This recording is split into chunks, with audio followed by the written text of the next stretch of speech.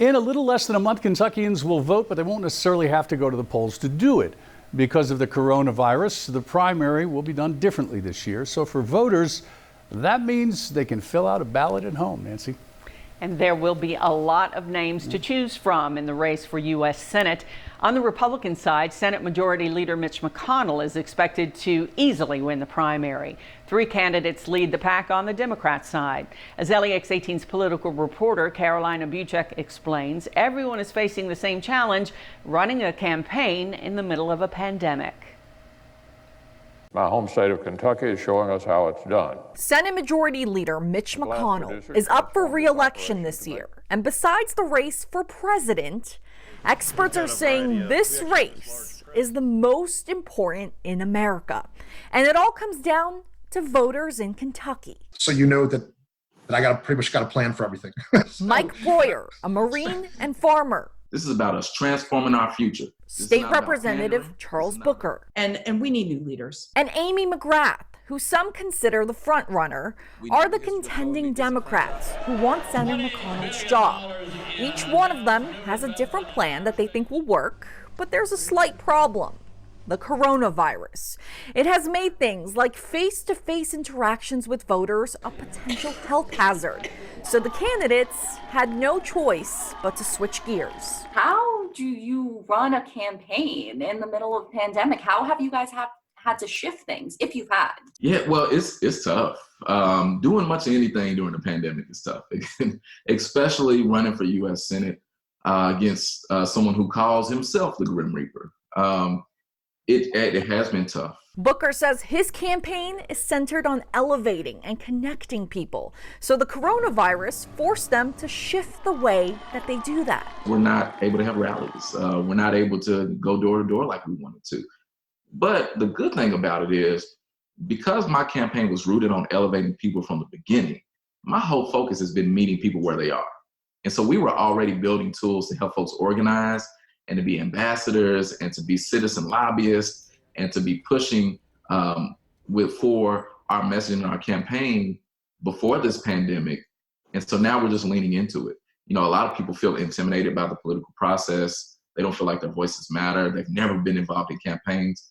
We've been creating tools to help make it easier for them.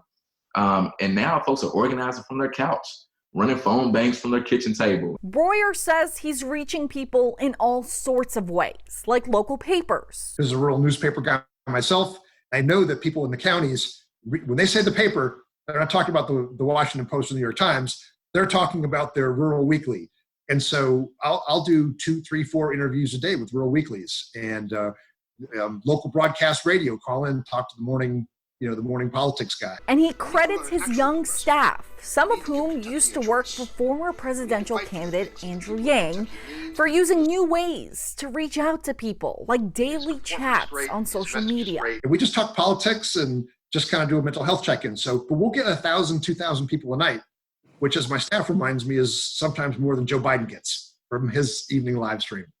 And they do texting and phone banking. We've had an army of postcard writers. And so they just, and it's been transparent to me as the candidate, but I know there's tons of work on the back end that they do that I don't see. And I appreciate it. But they've really capitalized on the challenges. You know, they saw the challenges and they just said, okay, we're going to campaign a different way now. And off we went. McGrath also admits it's been a challenge to do everything from home. Although there are times when I have to admit I'd love to socially distance from my kids.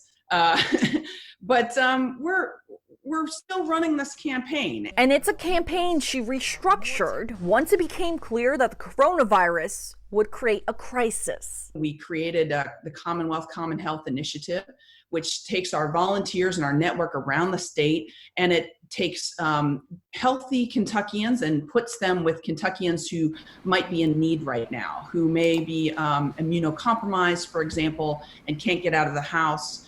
And we've had hundreds of people sign up through my website, amymcgrath.com, to either get help or to volunteer to help their fellow Kentuckians. So it's about helping each other first. And in addition to that, we found one of the things that was happening was food banks were in real need of help. And so we started an initiative to raise money for food banks. We've raised over $50,000 for food banks around Kentucky. And the contending Democrats aren't the only ones who had to change things around. Senator Mitch McConnell's campaign says one way that they've adapted is, quote, Team Mitch converted our voter contact program into a meal delivery service for at-risk Kentuckians. In Lexington, Carolina Buchuk, LEX 18 News.